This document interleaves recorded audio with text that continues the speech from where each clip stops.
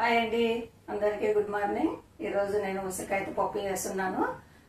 ఇప్పుడు నవంబర్లో ఉసిరికాయలు చాలా వస్తాయి కదా. ఎక్కడైనా దొరుకుతాయి ఇప్పుడు ఉసిరికాయలు. అదే అక్కడ రేటు కూడా తక్కువ ఉంటుంది. ఇది చాలా మంచి విటమిన్ సి అని చెప్పవచ్చు మనము. కాబట్టి ఇది ప్రతిరోజు దొరికే 2 రోజులైనా ప్రతిరోజు ఒకటి తీసుకోండి.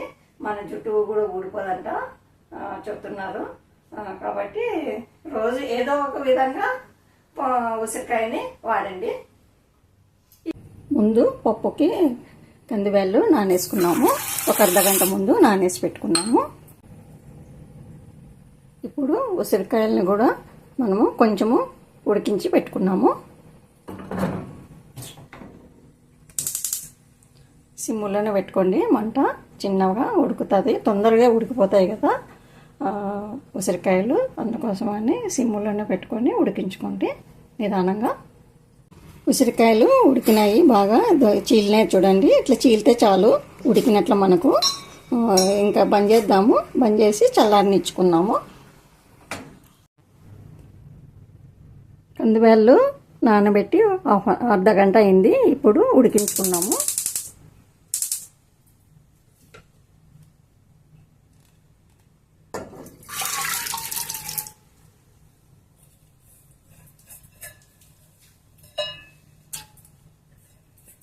మరీ మెత్తగా కాదు, మామూలుగా నార్మల్గా ఉడికించుకున్నాము.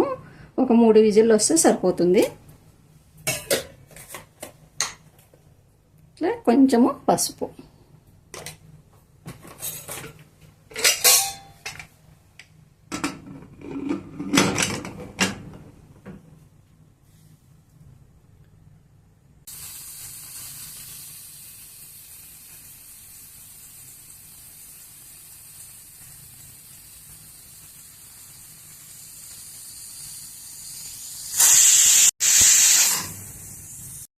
మూడు విజిల్స్ వచ్చేసినాయి. ఇంకా స్టవ్ బంద్ చేద్దాము.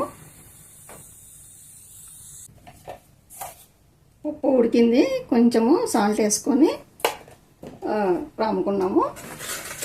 మరి మెత్తగా రామద్దండి, కొంచెము మామూలుగా మన పప్పు రేకులు రాముతాము అట్లా రాముకోండి.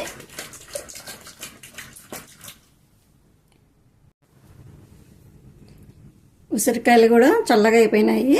ఇప్పుడు విత్తనాలు తీసేసుకున్నాము. ఈ నీటిని పడేయద్దండి, పప్పులే కలుపుతాము. ఇట్లా మెత్తగా వచ్చేస్తాయి ఓకే విత్తనాలు.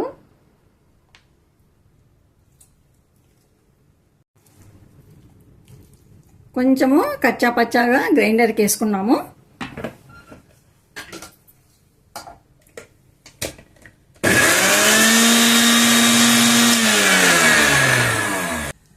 కడాయి ఉంచుతున్నాను. కొంచెం ఆయిల్ వేద్దాము. ఆయిల్ వేడైన తర్వాత అయింది. ముందు మెంతులు వేద్దాము. కొంచెం మెంతులు కలర్ వచ్చేంత వరకు వేసుకున్నాము.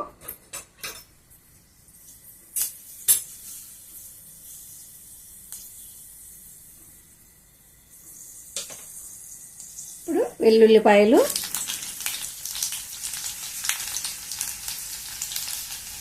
ఆవాలు,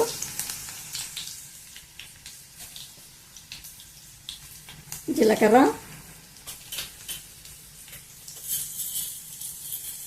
కందిపప్పు, కరివేపాకు,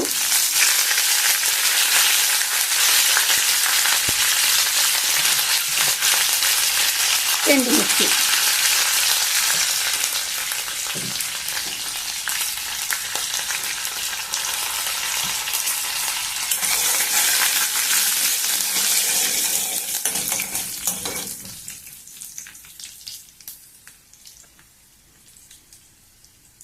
బాగా వేగింది. ఇప్పుడు ఆనియన్, పచ్చిమిర్చి వేసుకున్నాను.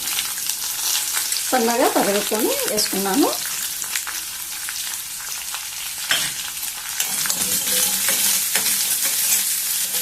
కొంచెము ఎర్రగాని ఉల్లిగడ్డలు,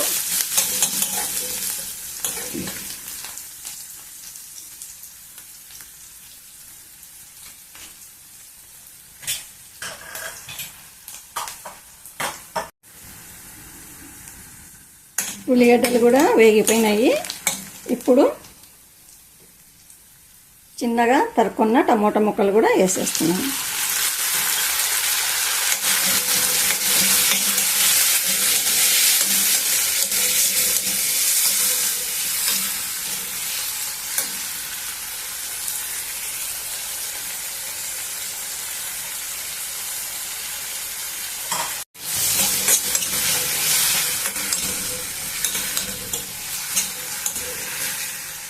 ఇప్పుడు కొంచెము పసుపు వేసుకున్నాము. ఆల్రెడీ మనము పప్పు ఉడకబెట్టేటప్పుడు కూడా పసుపు వేసినాము. ఇప్పుడు కొంచెం వేసుకుంటున్నాను. ఇంకా కొద్దిసేపు మగ్గల్లా.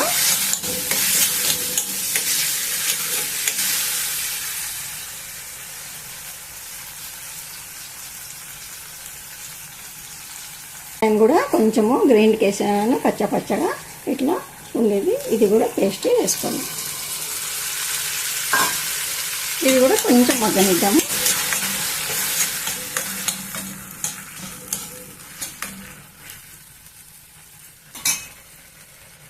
కొద్దిసేపు మగ్గనిద్దాం. ఇప్పుడు చూద్దాము, మగ్గి ఉంటుంది. బాగా మగ్గిపోయింది.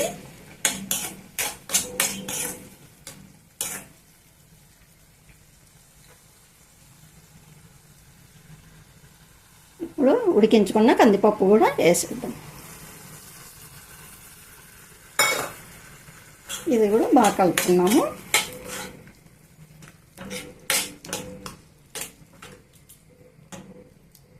కొద్దిగా వాటర్ కూడా వేసేసుకున్నాము. కొంచెం వేసుకోండి, ఎక్కువ వేయకండి.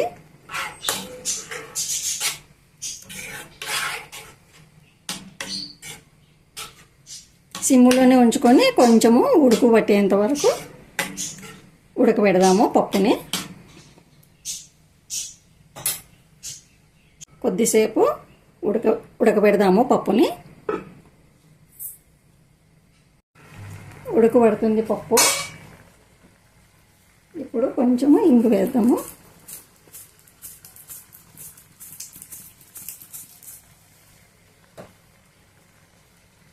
అలాగే కొత్తిమీర.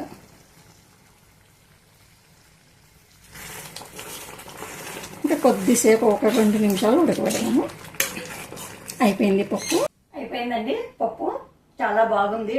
చాలా చింతపండు ఏం వేయకపోయినా కూడా పులుపు అనేది బాగా తగులుతుంది. చాలా బాగుంది. మీరు కూడా ట్రై చేయండి ఒకసారి. మీకు నచ్చినట్లయితే లైక్ చేయండి, షేర్ చేయండి, సబ్స్క్రైబ్ చేసుకోండి. మరో మంచి రెసిపీతో మేము ముందుంటాను. ఓకేనండి, బాయ్.